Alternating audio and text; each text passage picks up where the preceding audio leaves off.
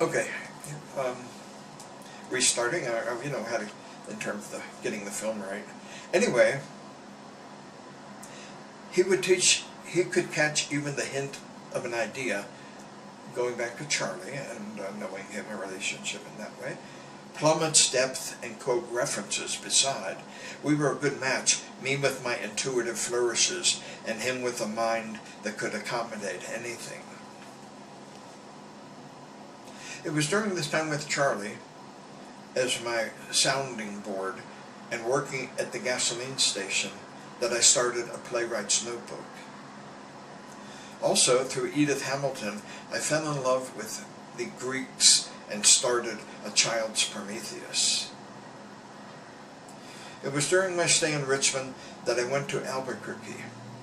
The first 3 nights I stayed at the mission and then found a place and met my neighbor Leona. She was a white woman who was as Indian as an Indian. As a child, she had loved Indians, and after an unsuccessful marriage to an insurance broker, she left the security of Hartford, Connecticut, and set out for the land of her dreams. There she lived on the Navajo reservation for 10 years as the only white person around and as the common law wife of Roy. Back east she was considered squat, dark, and dumpy, but out here, for all the same reasons, she was considered a raving beauty. We shared the top floor of what had been an ice house and later a dentist office. Through the common wall, Roy would come home at all hours of the night, pounding on the door, drunk as a skunk, and whimpering like a baby until she let him in. As often as not, he would then stampede the place, angry as a wounded buffalo.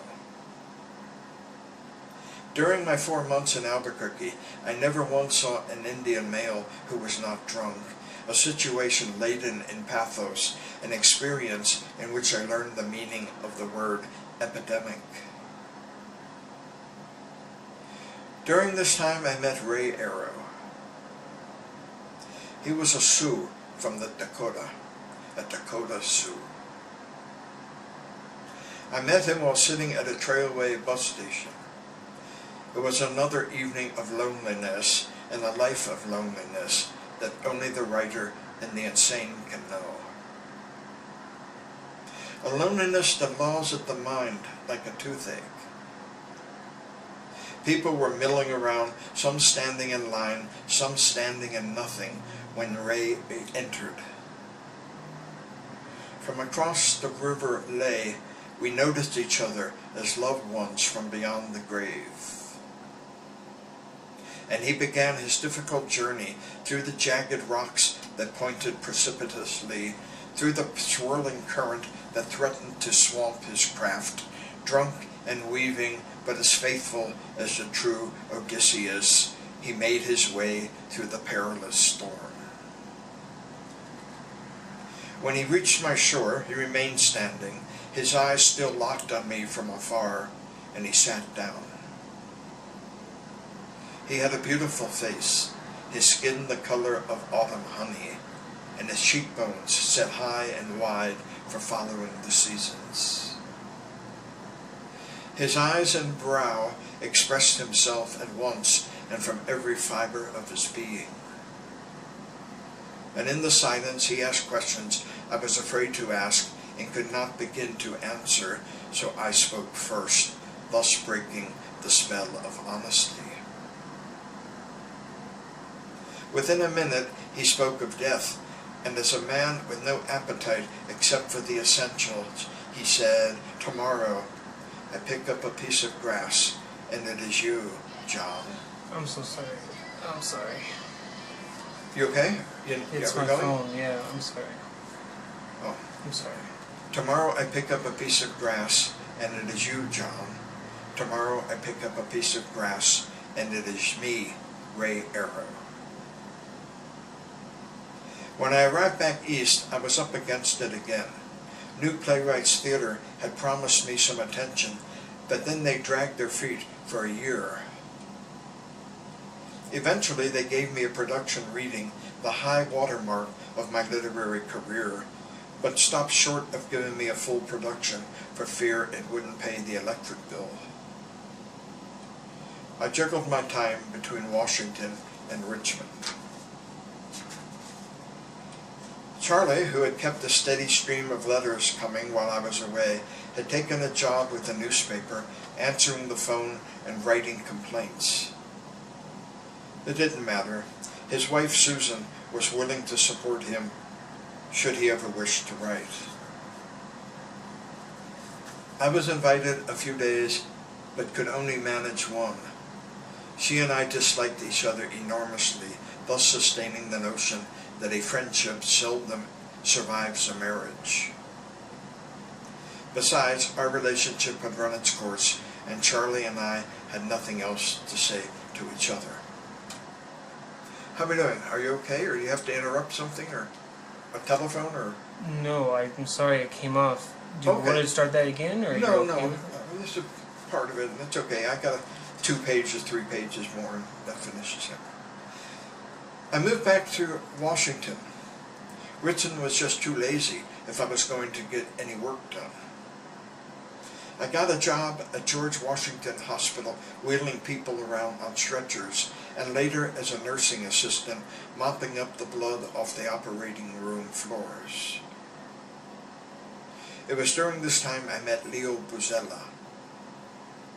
We had rooms in the same rooming house, and later, when it was closed for restoration, he invited me to share another place around the block. Leo was one of a kind.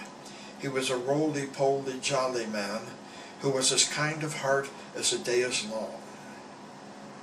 His legs were bowed backwards from the knees, and he had a shriveled arm from birth, 1/4 the size of the other, and bent like a fishing hook. And he was as round as the earth in girth and jowl. He did not walk down the street, but rolled as well-oiled ball bearings. He was always with a cane and pith helmet, and had placards attached displaying signs like, "I love everyone," a real Santa Claus of a person. He was born in Italy, a native Italian, and his mother had wanted to drown him because of his deformity and too many children. He was raised in a small town in Pennsylvania and moved to Washington, a city he loved as a young man. There he became a dishwasher for the rest of his life, until his legs gave out and he could no longer keep up with all the dirty dishes. We shared a large room with a shotgun kitchen and a bathroom.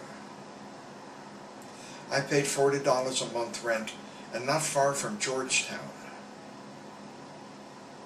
The place had a glorious radiator that even on the coldest of Washington days threw off so much heat we'd have to walk around in shirt sleeves and open the windows. Sometimes, during a long and bitter rain, baby rats would come down the pipes in the kitchen. Then water would drip from a hole in the ceiling, and little by little, plaster would fall. He lived on one side of the room, and I took the other. Aside from the beds, there was an overstuffed chair in front of the television, which he slept in half the time, and another chair without a back on which he spread a towel across when I went to bed so the light wouldn't bother me. Over his bed was arranged an altar, a photographic eulogy to the pantheon of his fallen heroes, Guy Lombardo, Elvis Presley, Bing Crosby, JFK, all vanished except for the memories. During the 8th month I knew Leo, I finished the bulk of A Child's Prometheus and wrote the repast. The latter got its name from a professor at GW, the most help anyone from academia ever gave me. After I had it typed, I headed for Richmond to take a break. Spring was in the air, and I rented a room in a house with friends. It was in Oregon Hill, a neighborhood of wooden frame houses with wood-burning stoves and old worn-out bricks for sidewalks. I worked 5 hours a day as a dishwasher in a health food restaurant. It was something I had always wanted to do.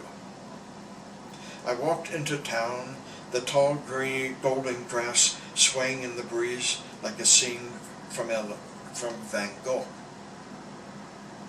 At work, the waitresses looked like a posy of flowers.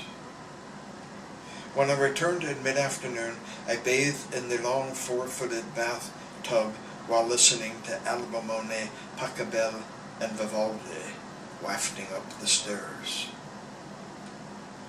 Then I'd set to work on drafting a playwright's notebook. It was the season of thunderstorms, and when winter drew near, I headed for El Paso.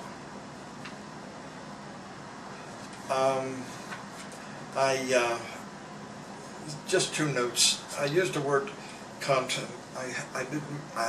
It's an insulting word. I couldn't think of any other word that would have that feeling in terms of the situation. And again, Sarah was a lovely girl, and I was reading Henry Miller at the time. He was one of my favorite authors, and certainly I needed Henry Miller in terms of a life not lived, in terms of his sexual exploits, and he uses words like that freely, and so I will somewhat say I was under his influence, and it was also, it was the right word to use, and any other word, and I thought at least 2 or 3 others, just didn't have that in order to get that expressed. The ending, in terms of going and working at the dishwasher, I was smoking a little bit of weed at that. I didn't mention it in the writing, but I began smoking some while living in Oregon Hill, which is the neighborhood of wood-burning stoves and sidewalks made of bricks, laid bricks. An old neighborhood, unique and exquisite. And I mentioned it, and I'll leave with that. It was so near VCU, it was walking distance, separated by I-10, but it was a throwback. It was another world and another, maybe even century, and yet so close to an important, shall we say, modern university, Virginia Commonwealth University. GW was referred to as George Washington University, when I worked in the hospital, George Washington University Hospital, where Reagan was taken years later when he had, that happened. Anyways, enough of the editorializing. Okay, I will read, we'll cut it out now, and I will read a short